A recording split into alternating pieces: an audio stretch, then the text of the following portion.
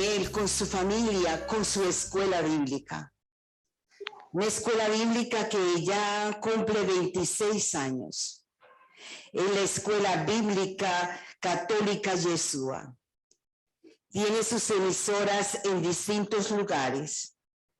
Se extiende también. Está él ubicado en Medellín, en Cali, y propicia hacer camino creciente y sistemático de espiritualidad bíblica. El señor Oscar Henao es teólogo, profesor de Sagradas Escrituras en seminarios y en universidades, como la Universidad Pontificia Bolivariana de Medellín. Él es evangelizador y predicador en diferentes países de América Latina y Europa. Fundador de emisoras y otros medios virtuales dedicados a la evangelización, que a través de cientos de cursos y diplomados difunde la palabra de Dios. Él es laico, casado, que con su esposa e hijos se dedican a la evangelización como familia.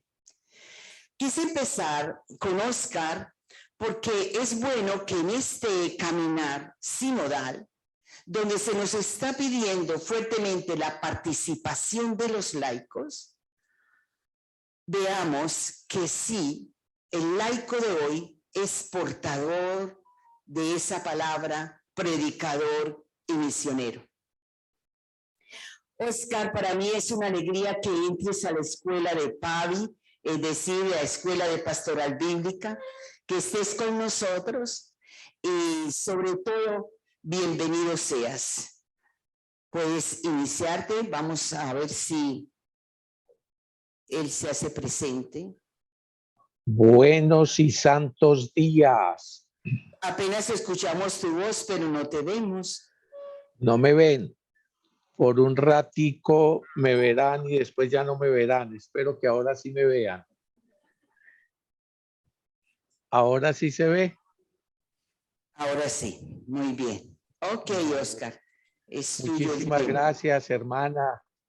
Muchísimas gracias a los que han organizado la Semana Bíblica y a todos los que han trabajado. Muchísimas gracias, hermana Rosemary, por esta invitación a compartir la buena noticia, la palabra del Señor. Feliz viendo toda la recepción desde sus familias, desde sus parroquias, desde la Escuela de Pastoral Bíblica de allá de Panamá. Y qué bueno que podamos compartir la palabra del Señor. Los invito pues a que después de este inicio entronizando la palabra, yo quisiera compartirles en este momento cómo el pueblo de Israel entroniza la palabra.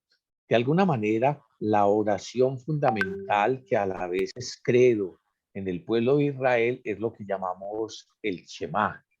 Y entonces, en este primer momento de mi compartir con ustedes, ahí están viendo los distintos puntos que vamos a estar trabajando. Pero este primer momento es a profundizar, el entronizar la palabra del Señor, las Sagradas Escrituras. Porque la palabra de Dios tiene que, de verdad, que tener la centralidad que Dios Padre ha querido que tenga y que a través de la Iglesia continuamente nos manda que esa palabra de Dios esté en el centro de nuestra vida. Les estaba contando que el pueblo de Israel precisamente coloca en el centro de su vida esa palabra. Todas las mañanas, cuando apenas está saliendo el sol, todas las mañanas cuando apenas está saliendo el sol, comienzan a entonar lo que llamamos el Shema. E igualmente, cuando termina ya la jornada en el día, ellos proclaman ese Shema. ¿Qué es ese Shema? Es el texto que encontramos y ojalá ustedes tomen en este momento su Biblia. Yo vi que les recomendaron muy especialmente traer las Sagradas Escrituras. Este es el momento de abrirla.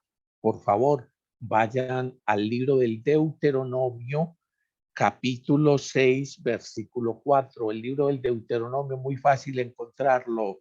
Es allá el quinto libro en las Sagradas Escrituras. Vayan y búsquenlo, por favor, en este momento. Deuteronomio capítulo 6, versículo 4 y siguiente. Deuteronomio es el nombre griego que ustedes saben que le damos a muchos de estos textos, aun cuando el Antiguo Testamento mayormente está escrito en hebreo. Pero nosotros, desde la versión de los 70 y desde ese esfuerzo que siempre se ha hecho para llevar la palabra a todo el mundo, entonces se fue asumiendo esos nombres también. Deuteronomio significa segunda ley. Muy bien, llegamos pues al Deuteronomio capítulo 6, versículo 4. Les estaba diciendo que en esta oración credo de Israel se expresa la centralidad de la palabra de Dios. Que lo primero que el creyente tiene que hacer es eso, escuchar la palabra del Señor. Recuerden ustedes cuando le preguntaron al Señor, por ejemplo, en el Evangelio según San Marcos, capítulo 12, verso 28. ¿Y cuál es el mandamiento más importante? ¿Cuál es el primero de los mandamientos? Había esa discusión en medio de Israel de si todos los mandamientos tenían el mismo valor o no. Los maestros judíos habían sistematizado la Torá o la ley en 613 mandamientos o mitzvot, unos mandamientos positivos, lo que hay que hacer continuamente. Amarás al Señor tu Dios, honrarás padre y madre, y otros mandamientos que pudiéramos llamar negativos, o sea, prohibiciones, lo que no se puede hacer, no robar, no matar, y los habían sistematizado en esos 613 mandatos, unos desde las partes del cuerpo, 248 partes que creían ver en el cuerpo, y otros en el tiempo, 365 días, para sumar esos 613 mitzvot mandatos. Entonces, se preocupaban cuál era el fundamental, que si era lo mismo uno que otro. Y entonces Jesús les dice, no, hay uno que es el primero, hay uno que es el fundamental. ¿Cuál? Escucha Israel, Shema Israel, el Señor nuestro Dios es el único Señor. Amarás al Señor tu Dios con todo tu corazón, con toda tu alma, con toda tu mente y con todas tus fuerzas. Y además recopiló todos los mandamientos, digamos, de la segunda tabla, o sea, la relación del hombre con su prójimo en este otro. Amarás a tu prójimo como a ti mismo. Entonces, esa centralidad del Shema es la que los invito a tomar en cuenta ahora que iniciamos nuestra semana bíblica en todo este contexto de la palabra. Voy a ver si se logra escuchar bien una versión del Shema de la que normalmente, por ejemplo, nosotros cantamos en la escuela bíblica. Espero que alcance a escucharse bien. Shema Yisrael, Adonai Eloheinu, Adonai Echad. Escucha Israel, el Señor nuestro Dios es el único Dios. Amarás al Señor tu Dios con todo tu corazón, con toda tu alma y con todas tus fuerzas. Queden en tu corazón estas palabras que yo te dicto hoy. Se las repetirás a tus hijos, les hablarás de ellas tanto si estás en casa como si vas de viaje, estés acostado o levantado. Las atarás a tu mano como una señal y serán como una insignia entre tus ojos. Las escribirás en las jambas de tu casa y en tus puertas. Shema Israel.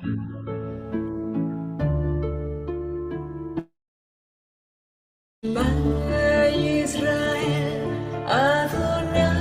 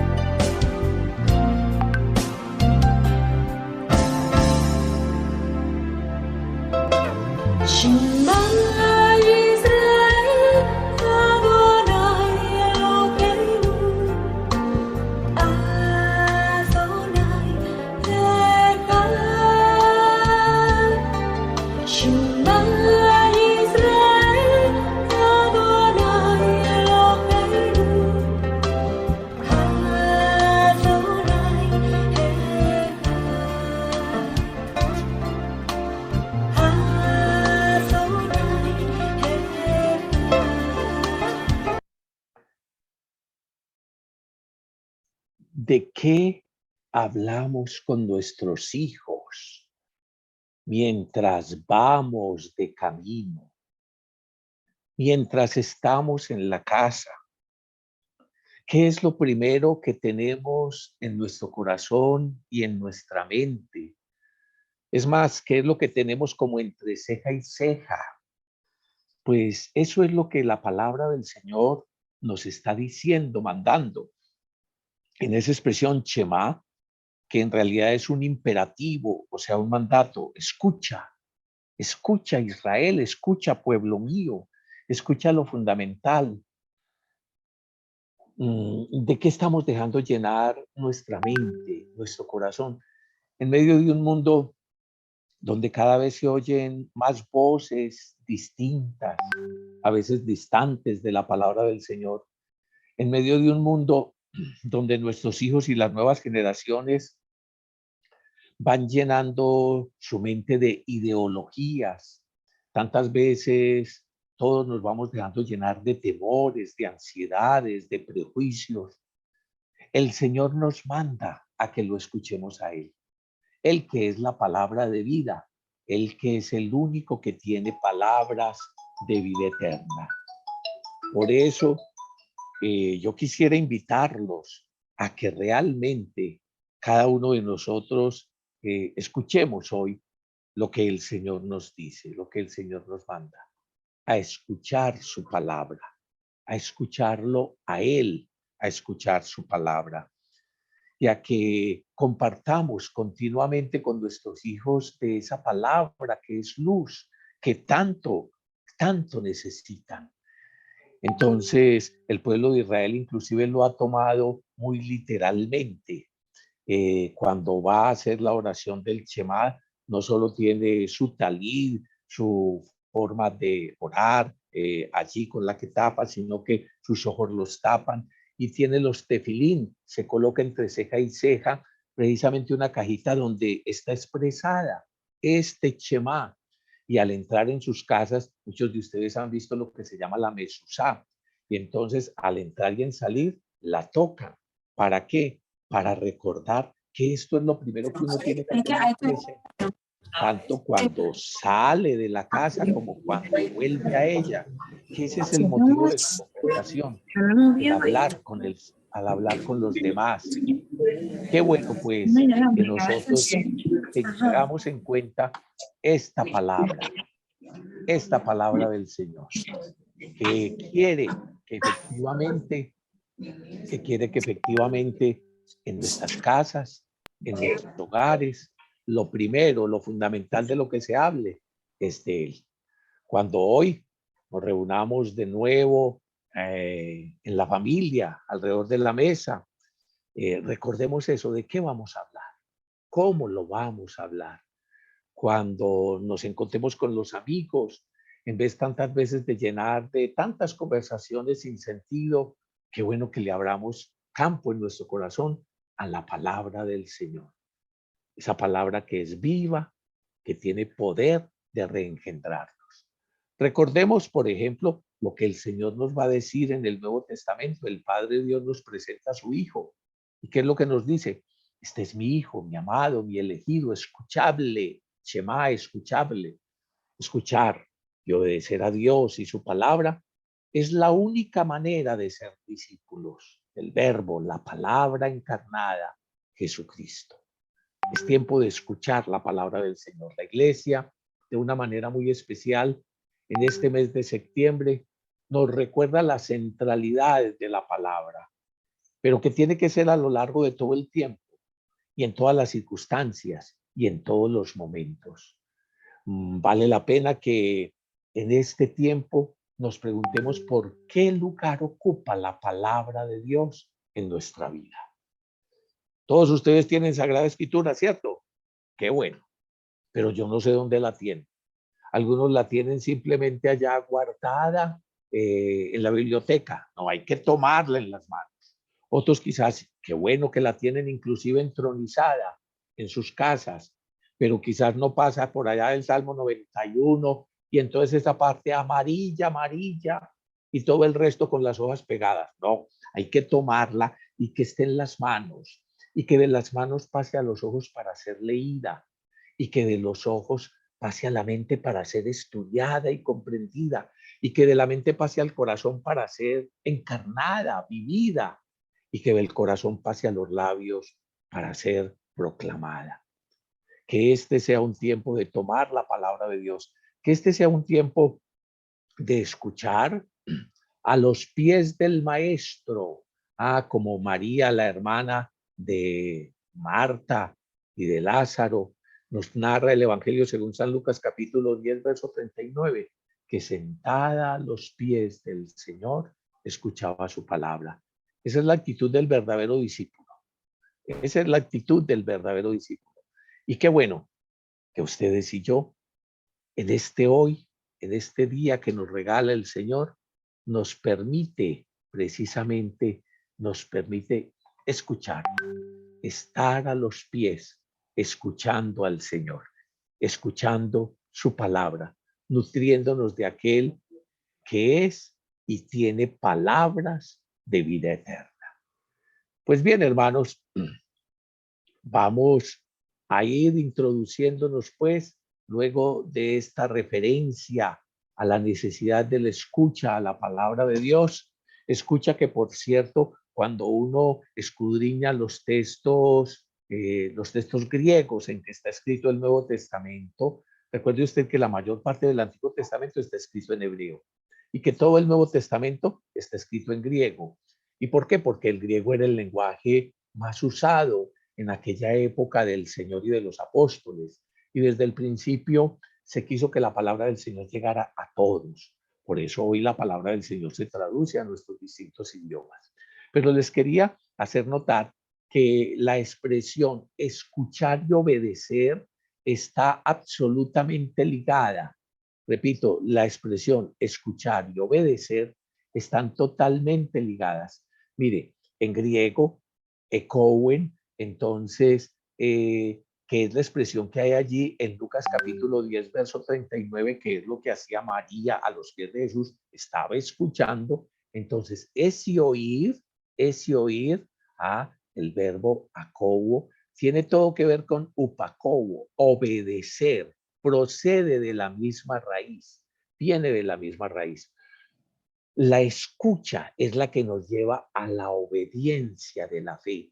Así San Pablo nos los va a recordar en Romanos capítulo 1, verso 5, donde dice, por quien recibimos la gracia y el apostolado para la obediencia de la fe, para esa obediencia de la fe. Es que la fe viene de la escucha, nos va a decir más adelante San Pablo en esa misma carta a los romanos. La fe viene de la escucha de la palabra de Dios. Porque ¿cómo van a invocar al Señor en medio de sus problemas si ni siquiera lo conocen?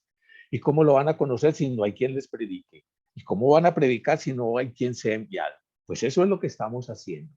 Como iglesia, proclamando la buena noticia del Señor para que podamos acogerla, obedecerla, escucharla. Inclusive, en la misma expresión y la misma situación ocurre en el latín, de donde viene ya más cercana nuestra expresión en castellano, obedecer. Y entonces viene del latín obedire, ¿ya? Que se forma de ese prefijo o antepuesto a audire, oír, escuchar. Entonces, al escuchar, vamos dando oídos y vamos dando crédito, vamos creyendo. La fe viene de la escucha. Este ejercicio que estamos haciendo en la semana bíblica y que debe ser un llamado continuo al día a día, al escuchar al Señor en su palabra, es precisamente el que va a alimentar nuestra fe, el que va a hacernos crecer en la experiencia de Dios y madurar pues como personas. Bienvenidos a la escuela de la escucha de la palabra.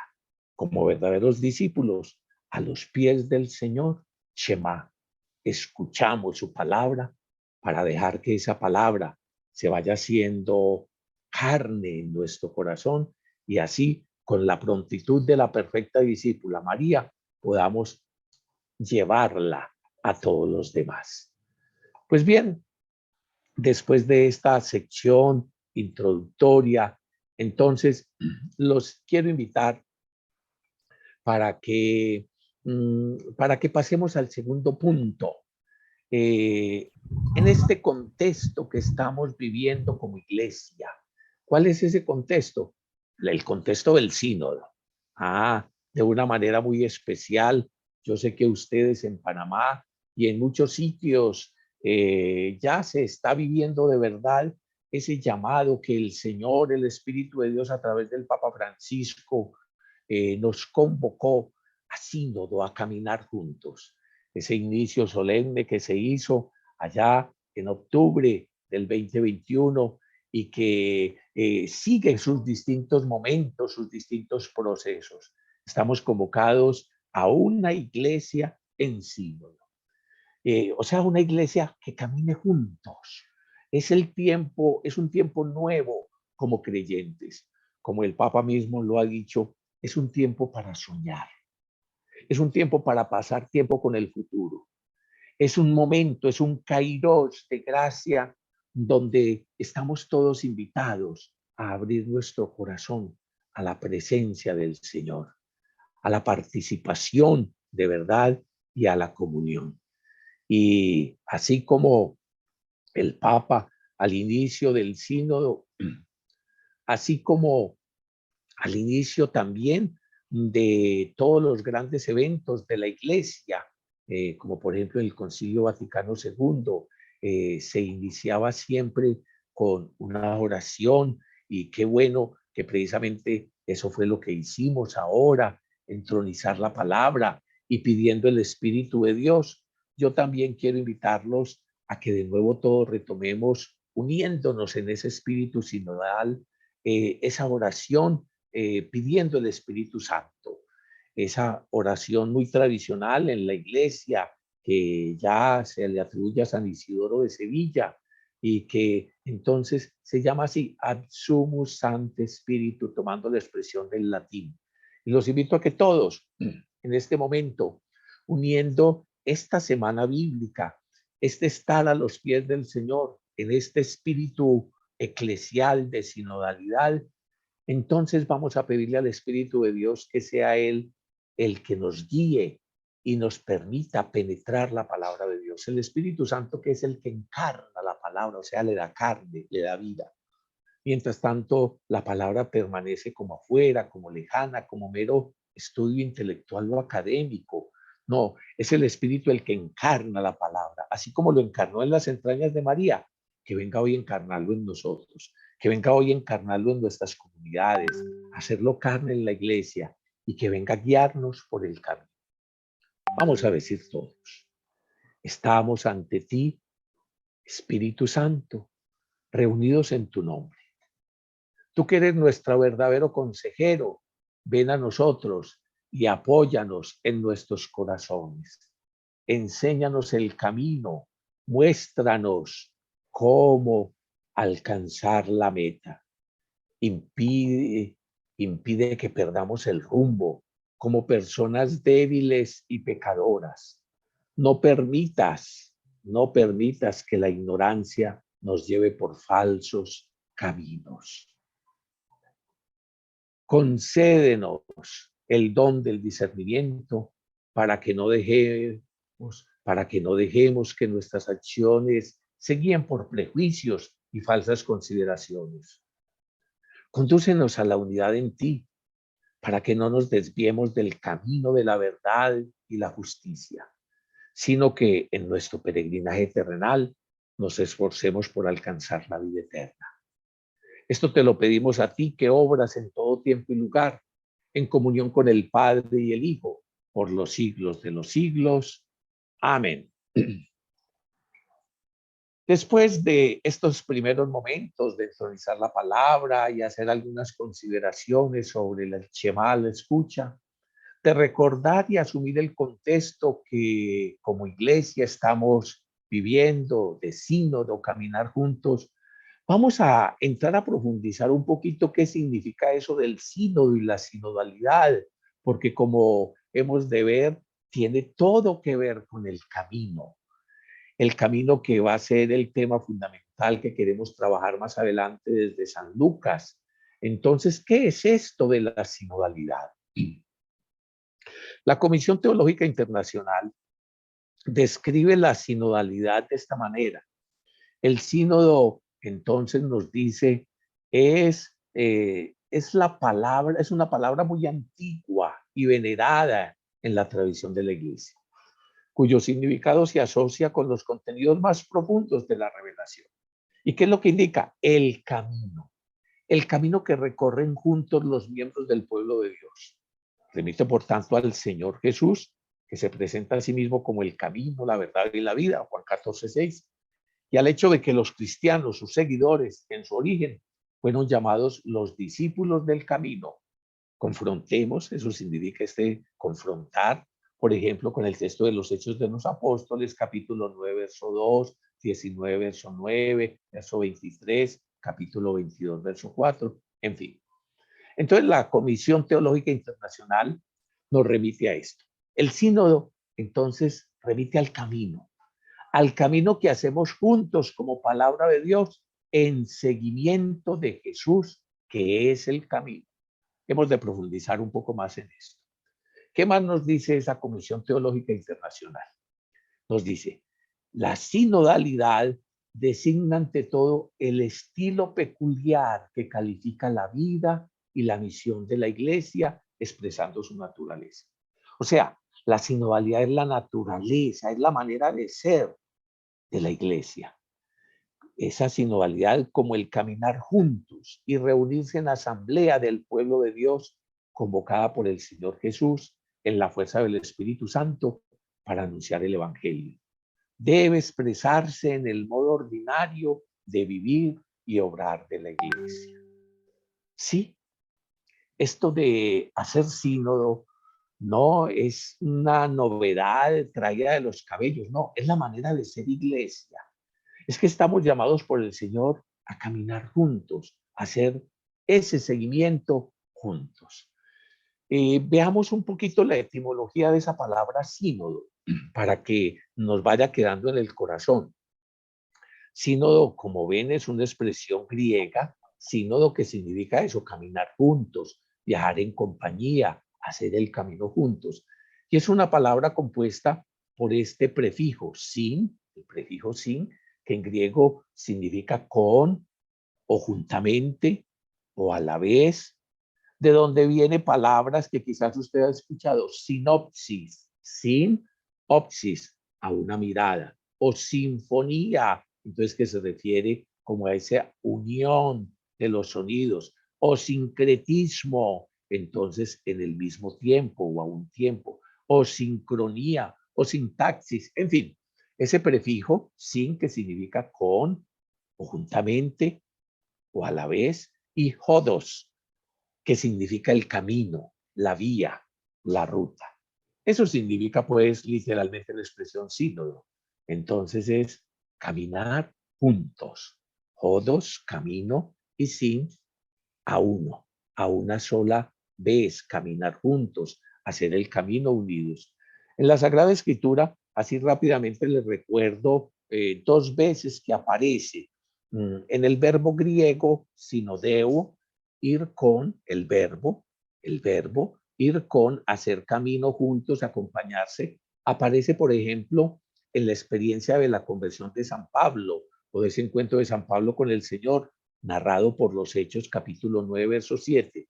Dice así, que se levantó, entró en la ciudad y que te dirás lo que debes hacer. Y que los hombres que iban con él, ahí en ese los hombres que iban con él, entonces aparece esa expresión, los que viajaban con él, los que iban juntos. Y hay otra expresión, que es la expresión sinodeo, ya, sinodia, es el sustantivo, sinodia. Entonces, ¿se acuerdan cuando el niño Jesús, se acuerdan cuando el niño Jesús, entonces, la pérdida y hallazgo del niño Jesús? Entonces, en Lucas capítulo 2, verso 44, dice que al regresar los padres, después de haber pasado todos los días de la fiesta, el niño Jesús se quedó en Jerusalén sin que lo supieran sus padres y suponía que iban en la caravana. Es como normalmente nos traducen nuestras Biblias. Y entonces ahí está ese sustantivo sinodia, o sea, los que iban caminando juntos. Muy bien.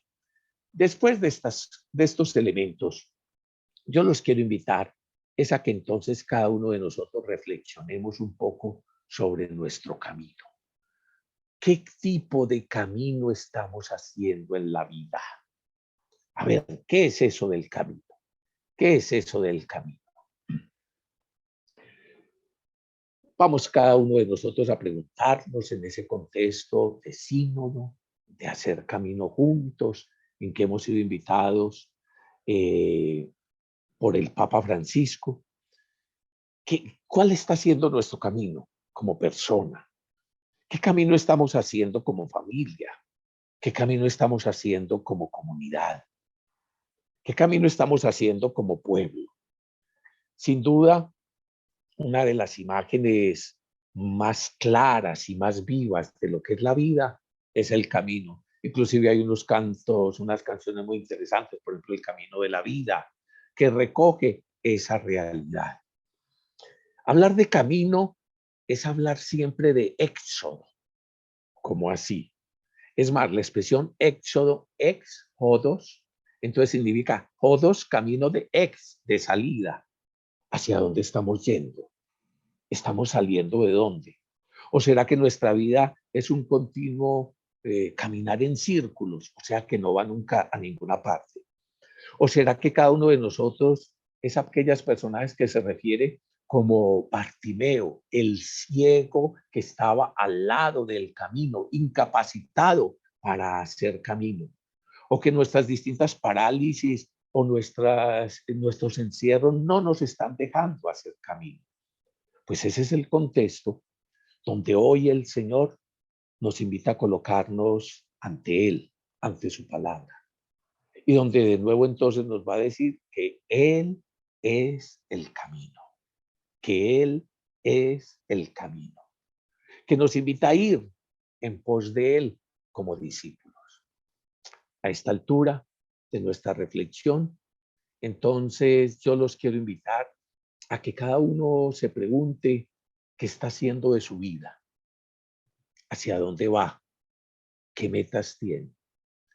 ¿Qué está haciendo de su familia? ¿Será que vamos a alguna parte o simplemente nos estamos agotando y agobiando en la lucha por el sobrevivir y no tenemos metas, no tenemos proyectos, no sabemos ni de dónde venimos ni a dónde vamos?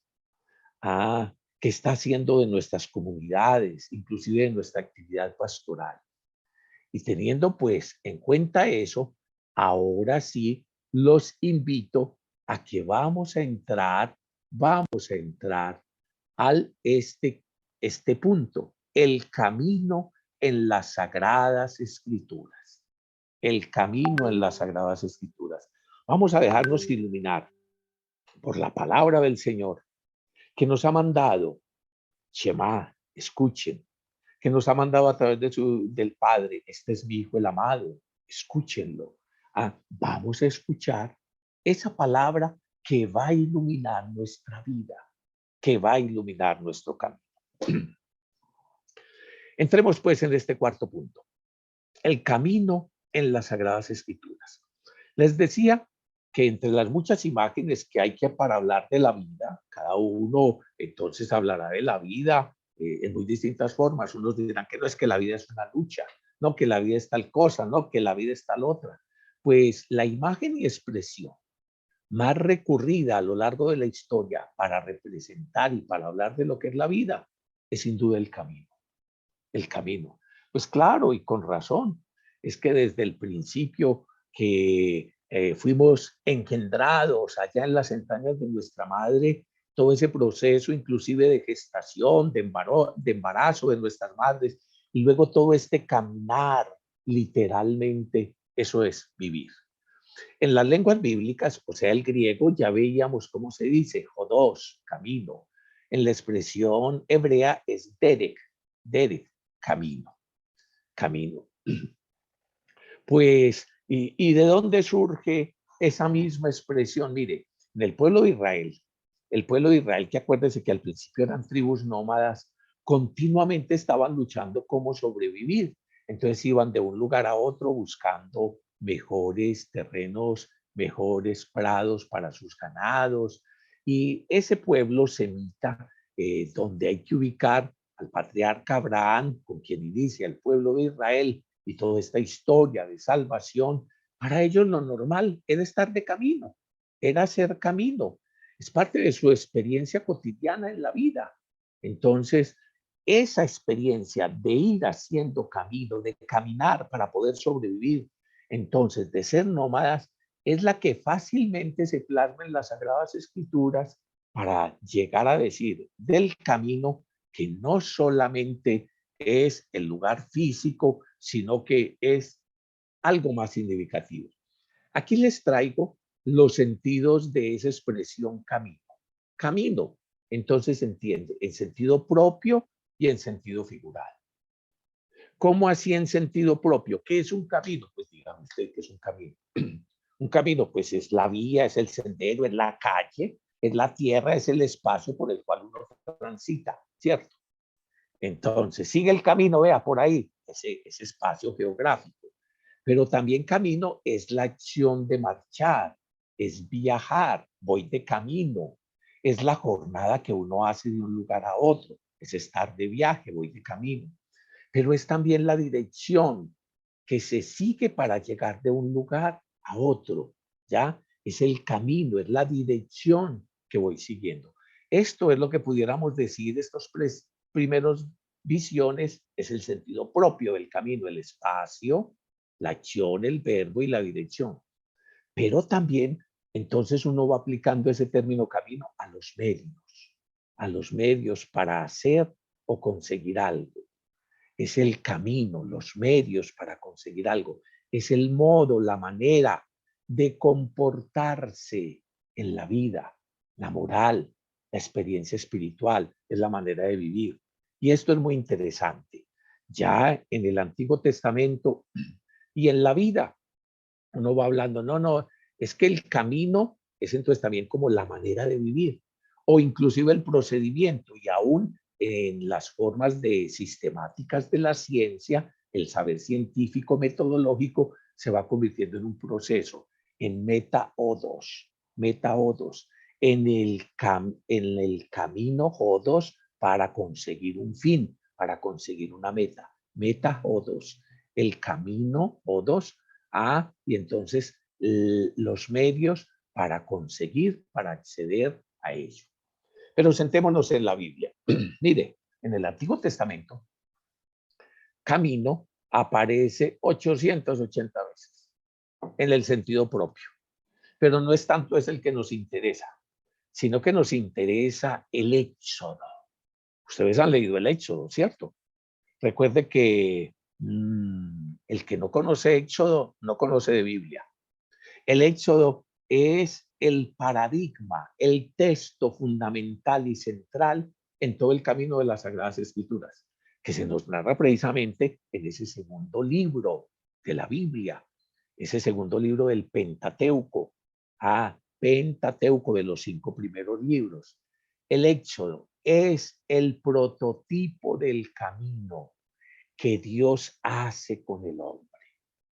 Y todo creyente ha de reactualizar en cada generación y en cada año ese camino que Dios está haciendo con él. Y precisamente para eso es la Pascua y también la fiesta de las tiendas. A ver, quedémonos un poquito en esto. Cuando hablamos de camino, estamos hablando necesariamente de éxodo. ¿Cómo así? ¿Qué es lo que significa éxodo? Camino de salida, ex-odos, camino de salida. Me impactó mucho cuando aún hoy en las calles de Grecia, entonces se encuentra uno así como en las salidas de sus países, entonces ruta, vía número tal, entonces lo que uno va a encontrar es éxodo, ex-odos, camino de salida número tal, hacia tal parte o hacia tal otra. Yo lo quiero invitar a que en este momento pensemos, yo voy de camino, ¿A dónde? O sea, mi vida está planteada como un caminar, como un avanzar, como un ir hacia, ¿o no? Porque, porque es lo primero que nos tenemos que cuestionar desde la palabra del Señor cuando se nos quiere hacer reflexionar en contexto de sínodo. ¿Cómo así que en contexto de sínodo? De nacer camino juntos, sin odos, hacer camino juntos. Lo primero que nos tenemos que cuestionar es ¿para dónde vamos? ¿Para dónde vamos? ¿Estamos dispuestos a ponernos en camino? ¿O estamos tan acostumbrados ya a unas prácticas, rituales, concepciones, a unas maneras de ser, que lo que pasa es que estamos tan acostumbrados como ese Bartimeo, o quizás peor, dejándonos guiar por ciegos hacia donde no hay camino de salida, hacia la fosa? ¿Estamos en camino o no? Nadie puede responder por usted. Cada uno de nosotros tenemos que responder. Por ejemplo, también a nivel de la familia, nuestra familia tiene una dinámica de ir en camino. Es odos, de estar saliendo de unas situaciones de postración, de esclavitud, tiene proyectos, tiene metas, o nuestra familia simplemente sobrevive ahí, lo que hace es luchar por comer y dormir mientras estiramos la pata, mientras morimos. No, nuestras comunidades eclesiales, nuestros grupos y comunidades eclesiales. Estamos saliendo de una realidad y queremos llegar a otra, estamos haciendo camino. ¿Qué tipo de camino estamos haciendo? O simplemente estamos sosteniendo un tipo de prácticas y situaciones. Ser cristiano es siempre estar en éxodo. Ser creyente es siempre estar en éxodo, en camino de salida. Y veíamos que precisamente el pueblo de Israel, y no solo el pueblo de Israel, sino también nosotros los cristianos, nuestra vida de fe gira en torno a la Pascua. ¿Y qué es lo que hace la Pascua? Reactualizar el éxodo. ¿Qué es lo que hace la Pascua? Pascua, paso del Señor, reactualizar el éxodo, reactualizar el camino de salida de nuestras esclavitudes y ponernos en disposición de discipulado y de seguimiento al Señor. Pienso yo que esta es ya como la segunda preguntita que quisiéramos dejar para la reflexión. La primera es en torno al Shema, a la escucha. ¿Qué tanto mi vida, mi corazón está dispuesto a escuchar al Señor? Shema, este es mi Hijo el amado, escuchable.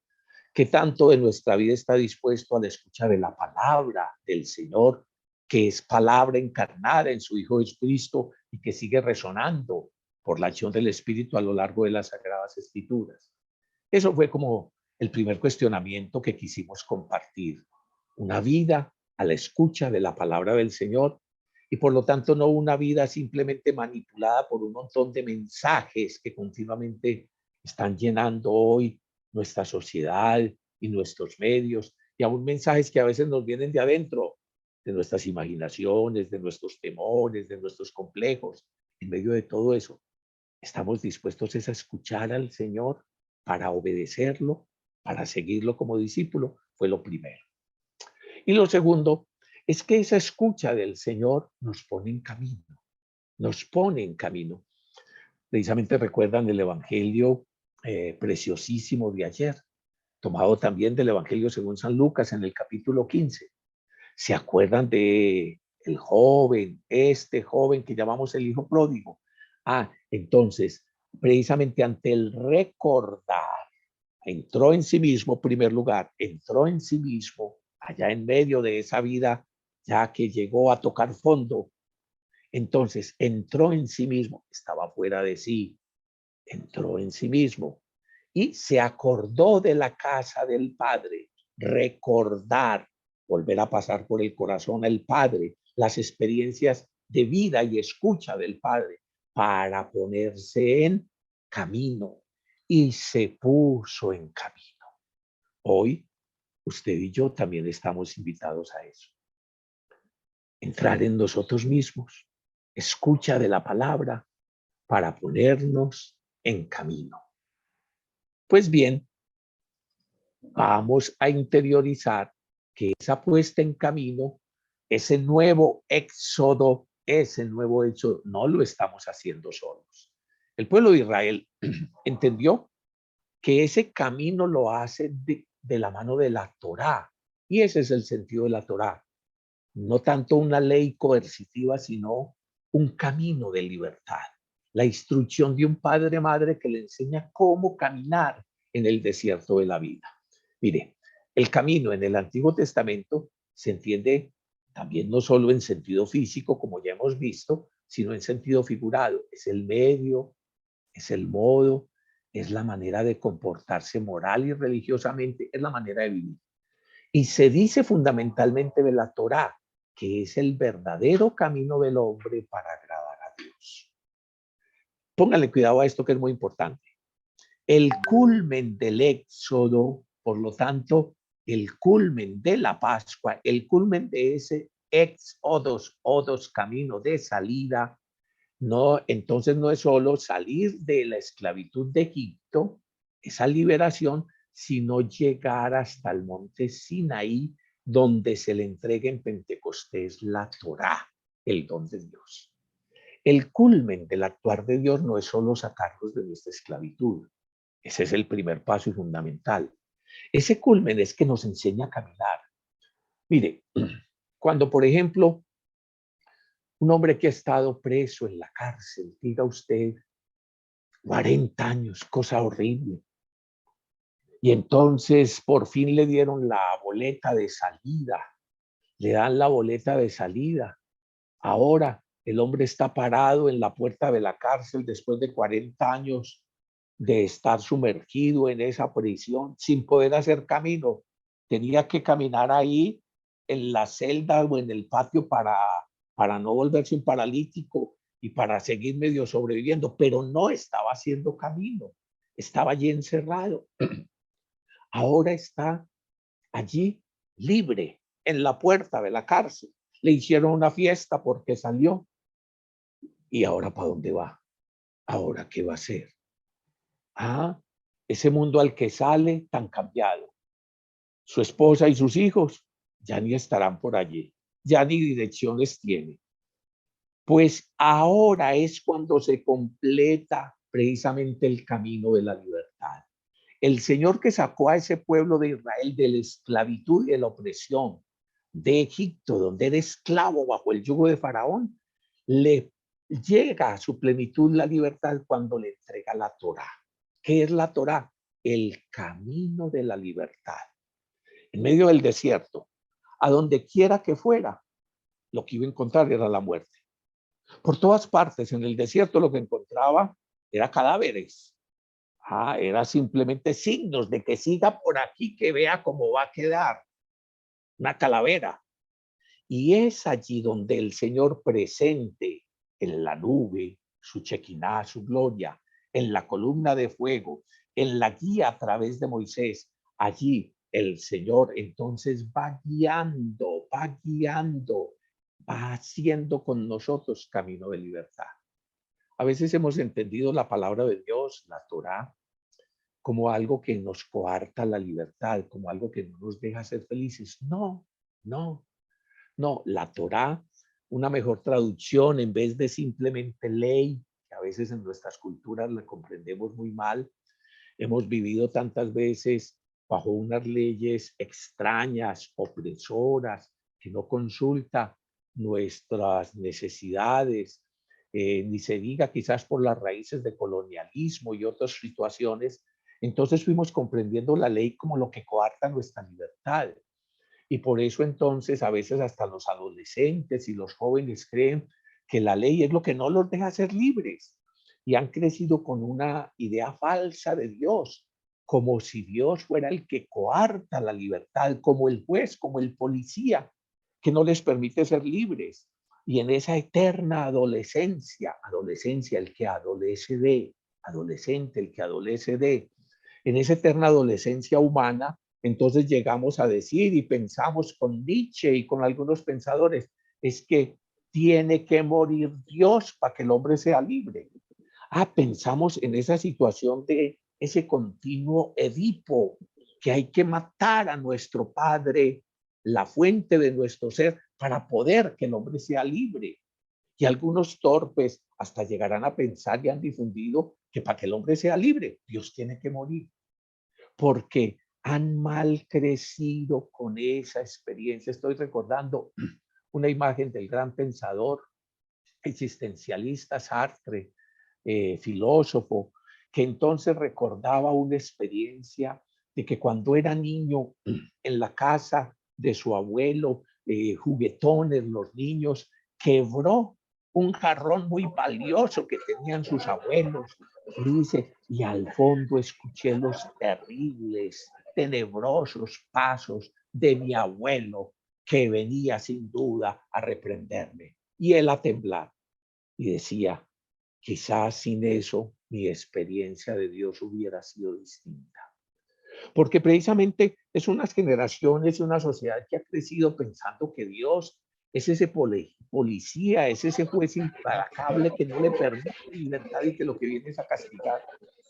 Ayer, en esa la más preciosa página de la Revelación, donde se nos hablaba del amor del Padre misericordioso, dispuesto a acogernos, a sanarnos, a perdonarnos, a darnos vida, a no dejar autocondenarnos, a no permitir que los reproches y la condenación de nadie vengan, ni la del hermano mayor, ni la de nadie, al que nos acoge y nos perdona, al que sabe que más grande que nuestro pecado somos cada uno de nosotros y que aunque tu conciencia te condene, hay alguien más grande que tu conciencia, que tú no eres Dios, que el amor de Dios lo que ha venido es a buscar y salvarte y que como un Padre misericordioso te enseña a caminar.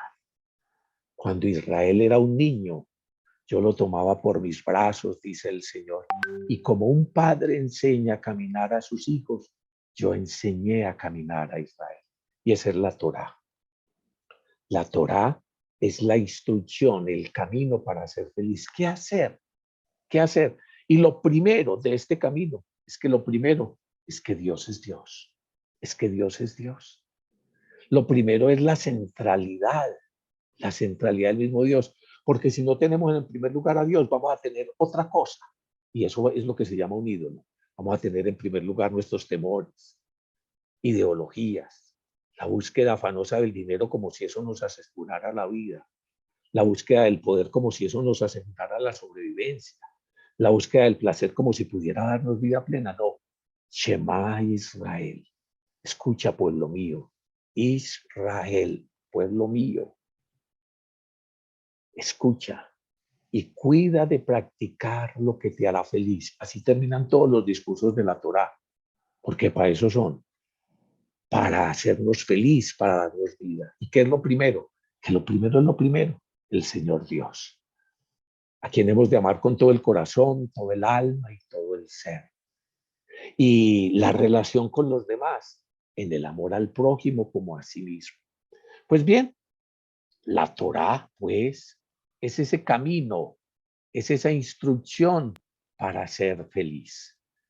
En las Sagradas Escrituras se va contando y por eso Pentecostés, donde se entrega la Torá, Pentecostés, donde se entrega la Torá, es el culmen de la Pascua. Ya vamos a ver el sentido tan profundo que tiene en el Nuevo Testamento, que es el don del Espíritu Santo como Torá escrita en el corazón del ser humano, el don del Espíritu Santo que viene en ayuda de nuestra debilidad y nos enseña a caminar como verdaderos hijos de Dios.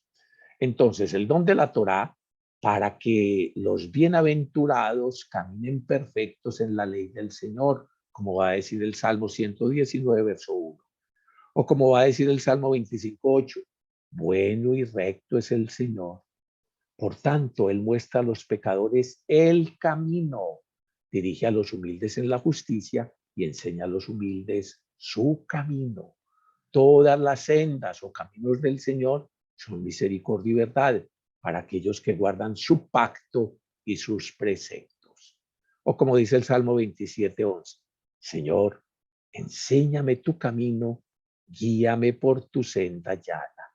O el Salmo 67, verso 1 y siguiente, 1 y 2. Dios tenga piedad de nosotros y nos bendiga. Haga resplandecer su rostro sobre nosotros. Conozca la tierra tus caminos, todas las naciones tu salvación. Aquí estamos pues hoy a la escucha de la palabra del Señor para conocer sus caminos. El camino del Éxodo es el prototipo, el primer tipo. ¿Ustedes se acuerdan cuando les tocó la tipografía? Y cuando escribíamos en máquina de escribir. O sea que se reproduce de alguna forma, lógico, en circunstancias, con nombres, en tiempos diferentes, lo que en definitiva todos los seres humanos vivimos. Es un éxodos, un camino saliendo de la esclavitud, camino hacia la tierra prometida. Y ciertamente por eso cada año en la fiesta de la Pascua, como iglesia, como comunidad creyente, no solo nosotros los creyentes cristianos, sino inclusive el pueblo judío, está llamado a reactualizar, a reactualizar. Inclusive uno de los elementos que se dice cuando se celebra la Pascua es que si uno considera simplemente que eso está hablando de otros o de un tiempo pasado y que no toma conciencia de que uno mismo es sacado de la esclavitud de Egipto, entonces no celebra fiesta. Y ese es el sentido que nosotros también le damos a nuestro término sacramento. La expresión no está sacramento, más proveniente del término en latín, pero está tratando de reproducir el término sicarón hebreo, que significa reactualizar, hacer memoria, recordar como volver a ser presente. Un poco lo que dice el libro del Deuteronomio 5:1 y 5:2, que no fue solo con nuestros padres con los que el Señor hizo ese pacto y esa acción de salvación, sino con nosotros, los que estamos vivos hoy aquí. No fue solo con nuestros antepasados, sino con quién? Con nosotros, los que estamos vivos hoy aquí. Y entonces se puede releer todos esos acontecimientos del Éxodo aplicados a nuestra situación. Y si fuéramos uno tras otro, pues nos devoraríamos literalmente toda una vida, todas las infidelidades, todos los problemas, todas las circunstancias, todo el pecado. Pero en definitiva, hacia donde tú preguntas, ¿cómo solventar eso? Fijos los ojos en Jesús, el que inicia y lleva a la plenitud la fe, como nos dice la carta a los Hebreos. Así como el pueblo de Israel, cuando dejaba de mirar la presencia del Señor en la columna de fuego o dejar de seguirlo en la nube, en la Shekinah, cuando dejaba de escuchar el jefe, el guía a Moisés, cuando dejaba de escuchar la Torá, la instrucción, el camino para ser feliz, se iba desviando, así también nosotros cuando dejamos de poner los ojos en el que es el camino, en el que es la verdad y en el que nos da la vida, cuando dejamos de hacer el camino de discipulado, terminamos desviándonos. ¿Qué hay que hacer? Como nos dice el GPS, redireccionando, recalculando. Y eso es la conversión. Volver a entrar en nosotros mismos. Lo veíamos ayer con el hijo pródigo. Recordar para dónde vamos, la casa del Padre, y ponernos en camino. Eso aplicable a toda situación. Aplicable a las situaciones de las luchas de poder. Aplicable a las situaciones del endiosamiento del dinero. Aplicable a las situaciones del desencanto, del desánimo, de todas las crisis. Para eso va a ser parte de lo que quizás hoy no alcanzamos a verlo, pero mañana sí. Para eso, por ejemplo, un evangelista como Lucas se detiene en la sección del camino. Lucas capítulo 9, verso 51 hasta el final del 19. Y entonces va mostrando cómo Jesús va guiando a sus discípulos haciendo ese éxodo hacia la casa del Padre y va corrigiendo, iluminando, fortaleciendo a los discípulos en ese éxodo hacia la casa del Padre. A eso es el Evangelio.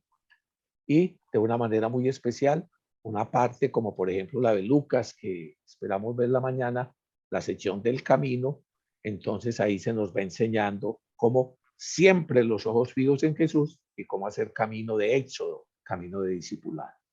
Espero Muy con esto darte un poquito de luces. bien, gracias, Oscar. Paul, yo creo que te quedó claro, pero una de las cosas que estamos viviendo hoy, que muchas veces en esta crisis que estamos pasando después del COVID, donde se cerraron muchas cosas y hay desempleo, nuestras familias están también clamando y gritando. El camino se hace árido y difícil. Pero recordemos que Él les da lo más simple, lo más sencillo, como es un pedacito de maná. Un poquito de maná, todos los días un poco de maná. Aprender a agradecer que tenemos pan en la mesa, aunque sea simple y sencillo. Porque el camino que estamos atravesando en este momento es un camino que nos está costando. Otra parte, cuando vemos el agua de la roca, como Él nos va dando a nosotros en el camino a traer a todos cuando encontramos bienes, encuentros, es decir, bendiciones. Pero para hacerlo camino sinodal es pensar en el vecino, pensar en el otro, mirar que en nuestras parroquias hay personas que necesitan de nuestro aporte, de nuestra ayuda.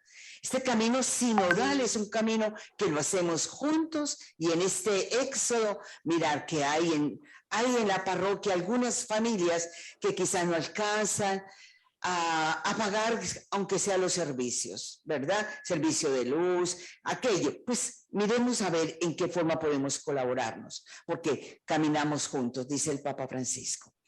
Oscar, tenemos otra pregunta que nos la va a hacer aquí. Ella nos va a hacer una pregunta bien chévere. Vamos a ver cómo nos la vas a explicar. ¿Tu nombre? Sí, me presento. Soy Adela Elena Ortega Zambrano. Perfecto. Ella dice todos sus apellidos. No dijo la cédula, pero ¿viene de qué parroquia? De Chitré. Ah, ella viene de Chitré. Es otra provincia. Entonces vamos a escucharle la pregunta. Sí, buenos días.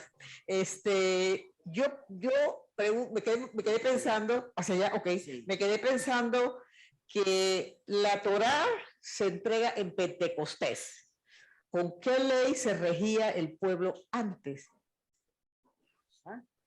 Porque explicaste lo de la entrega de la Torá en Pentecostés. Ella pregunta, bien, y entonces antes, ¿cómo se guiaba Abraham? ¿Cómo se guiaba Jacob?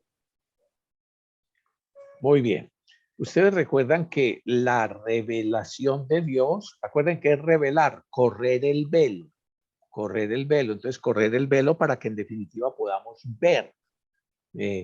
La revelación del Señor es progresiva, llega a su plenitud en el Nuevo Testamento en la persona de Jesús, en quien sí se descorre literalmente el velo de arriba abajo y tenemos libre acceso a Dios. Entonces todo ese camino ha sido progresivo. Tiene sus inicios allá en los albores de la humanidad y de una manera muy especial ya con la historia, en los momentos concretos de tiempo, lugar, personajes, con Abraham. Entonces el Señor va comenzando ese camino. Acuérdense que los padres de Abraham, de donde provenía, eran idólatras. Venían de todo un contexto pagano. Entonces Dios va tomando a Abraham, le va enseñando, lo va guiando, en su palabra lo va iluminando, lo va guiando, le va teniendo esa experiencia de cercanía, pero todavía no está la Torá. Todavía no está la Torá como tal. La Torá es el gran don del Éxodo, de la Pascua y entregada en el Sinaí. Lo mismo con todos los otros patriarcas, Abraham, Isaac, Jacob, Israel, y todo ese tiempo el Señor va hablando a la conciencia, va hablando en experiencias espirituales, va hablando a través también de los jueces, va hablando a través de los profetas, hasta que llega ese momento importantísimo para todo el pueblo, donde considera que precisamente cuando se le entrega la Torá en el monte Sinaí, allí nace como tal el pueblo de Israel. Mientras tanto, era un montón de tribus dispersas, unidos por el Dios de sus padres, el Dios de Abraham, el Dios de Isaac, el Dios de Jacob, con unos ritos, con unos agradecimientos, pero propiamente Israel surge a los pies del monte Sinaí con el recibir la Torá, donde todos expresan, todos haremos a una lo que el Señor nos ha dicho, Éxodo 19 en adelante. Antes pues se guiaban por esa experiencia de Dios que a través de su espíritu iba guiando a los patriarcas, a los profetas y luego a todo el pueblo a través de los jueces. Pero lo definitivo en el Antiguo Testamento es la Torá.